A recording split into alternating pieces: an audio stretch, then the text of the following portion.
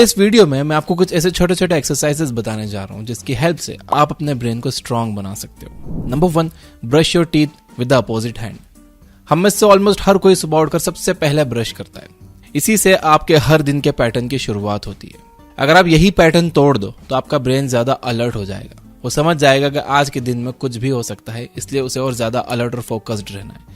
इसके लिए अगर आप राइट हैंड से ब्रश करते हो तो लेफ्ट से ब्रश करना शुरू करो, और अगर आप लेफ्ट से करते हो तो आप राइट से करना शुरू करो।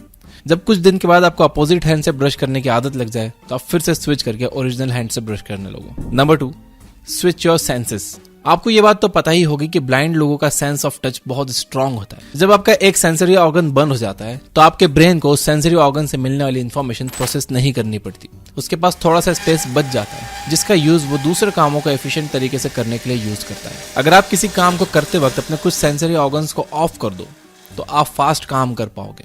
फॉर एग्जाम्पल, आप कंप्यूटर पर टाइपिंग सीख सकते हो जिसमें आप बिना कीबोर्ड की तरफ देखे चीजें लिखने की कोशिश करते हो। आप बिना देखे चीजें ड्रॉ करने की कोशिश कर सकते हो। आप अपने घर वालों के चलने की स्टाइल से उन्हें आइडेंटिफाई करना सीख सकते हो। Number 3, puzzles. गेम्स आपके ब्रेन को शार्प कर सकते हैं, लेकिन यहाँ पर मल्टीपल लेवल्स वाले एडिक्टिव गेम्स की बात नहीं हो रही है। यहाँ पर कुछ सिंपल और क्लासिक गेम्स की बात हो रही है, जैसे sudoku, solitaire, chess, crossword puzzles, 2048 and visual puzzles. Chess खेलने से आपकी स्ट्रेटेजी बनाने की पावर इंक्रीज करती है। जीनियस चेस प्लेयर्स 12 से 15 मूव्स आगे की सोचते हैं। इसका मतलब यह है कि वो जानते हैं कि अगली 12 चाल में आप क्या चलोगे, वो क्या चलेंगे, और उनकी चाल देखकर आप फिर से क्या चलोगे।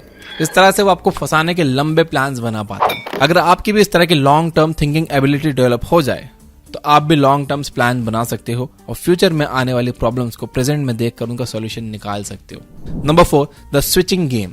अब मैं आपको 3 गेम्स बताने जा रहा हूं जिनकी हेल्प से आप अपने ब्रेन को शार्प बना सकते हो।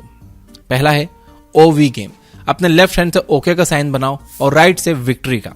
इसके बाद आप अपने राइट से ओके का बनाओ और लेफ्ट से विक्ट्री का। इसी काम को 10 बार रिपीट करो।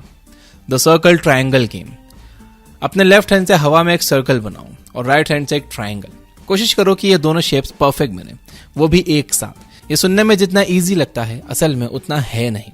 एक बार आप लेफ्ट से सर्कल और राइट से ट्रायंगल बनाने में कामयाब हो जाओ तो फिर स्विच करके अपने राइट से हवा में सर्कल बनाओ और लेफ्ट से एक ट्रायंगल बनाओ। Try to write with both hands. आप भी दोनों हाथों से एक साथ लिखने की कोशिश करो। एक बार आपको दोनों हाथों से एक साथ लिखना आ जाए तो आप दोनों हाथों से कुछ ड्रॉ करने की कोशिश करो। इस वीडियो का 5th point, give up the technology. आपने कुछ वेटर्स को देखा होगा जो कस्टमर्स के ऑर्डर लेने के लिए नोट्स का यूज नहीं करते। उन्हें सारे 8 कस्टमर्स के ऑर्डर्स याद होते हैं और वो सही टेबल पर सही ऑर्डर पहुंचाते हैं। लेकिन हम में से बहुत से लोग छोटे छोटे काम के लिए भी टेक्नोलॉजी का यूज करते हैं। हम 17 को 34 से मल्टीप्लाई करने के लिए भी कैलकुलेटर का यूज करते हैं। शॉपिंग लिस्ट की चीजों को याद करने के बजाय उन्हें अपने फोन में सेव करके रखते हैं। हमें अपने घर में किसी का भी फोन नंबर याद नहीं रहता। हम इवेंट्स को भी याद रखने के लिए रिमाइंडर्स का यूज करते हैं। Number 6, do something different. जैसा कि मैंने वीडियो के शुरू में कहा, हम एक सेट पैटर्न पर ऑपरेट कर रहे हैं। हम हर रोज वही सेम काम करते हैं। अगर आप दिन की शुरुआत अपोजिट हाथ से ब्रश करने से करोगे तो आपका ब्रेन पूरे दिन के लिए अलर्ट रहेगा।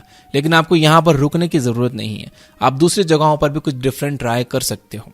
फॉर एग्जाम्पल, आप काम पर जाने के लिए एक डिफरेंट रास्ता चुन सकते हो। आप नेक्स्ट टाइम अपने फेवरेट रेस्टोरेंट न जाने के बजाय कोई नया रेस्टोरेंट ट्राई कर सकते हो। ये सारे काम करने से आप और अलर्ट और फोकस्ड रहोगे।